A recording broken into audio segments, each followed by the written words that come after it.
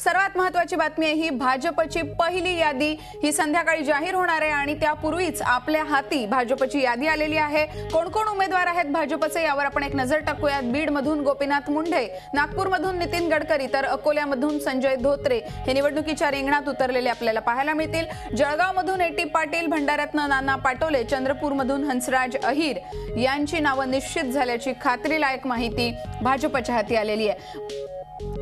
Zee 24 तासच्या हाती जी यादी आली आहे भाजपची ती आपण पाहतोय। जालन्यातनं रावसाहेब दानवे असतील, दिंडोरीतून हरिश्चंद्र चव्हाण असतील, गडचिरोलीमधून अशोक नेते असतील। भाजपचे उमेदवार कोण कोण आहेत हे आम्ही तुम्हाला सांगतोय।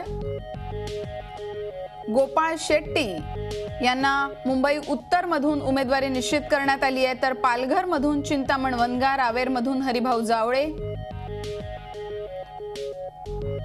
नांदेड मधून डीबी पाटील आणि वर्ध्यातनं रामदास तडस यांची उमेदवारी निश्चित झाली आहे। भाजपची निवडणूक समितीची बैठक ही नवी दिल्लीमध्ये सुरू होते आणि या नावांवरती शिक्कामोर्तब होणार आहे। त्यापूर्वीच झी 24 तासनं भाजपची पहिली यादी मिळवलेली आहे। आपल्या प्रेक्षकांसाठी ही यादी आपण दाखवतोय। भाजपच्या वतीनं कोण कोण उमेदवार असतील हे आम्ही दाखवतोय।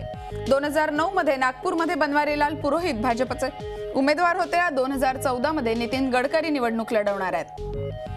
2009 मध्ये शिशुपाल पटले भंडारा गोंदियातनं होते। यावेळी नाना पाटोले भाजपचे उमेदवार असतील, ते प्रफुल्ल पटेलांच्या विरोधात निवडणूक लढवतील।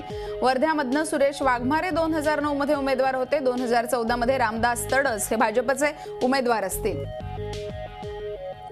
2009 मध्ये राम नाईक यांनी उत्तर मुंबईतनं निवडणूक लढवली होती। यावेळी गोपाळ शेट्टी निवडणुकीच्या रिंगणात भाजपच्या वतीनं असतील। 2009 मध्ये संभाजी पवार यांनी निवडणूक लढवली होती। 2014 मध्ये डीबी पाटील हे आपल्याला नांदेड मधून निवडणुकीच्या रिंगणात उतरलेले पाहायला मिळतील।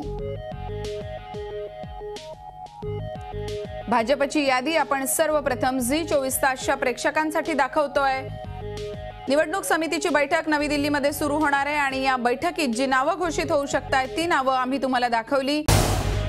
झी 24 तास रहा एक पाऊल पुढे।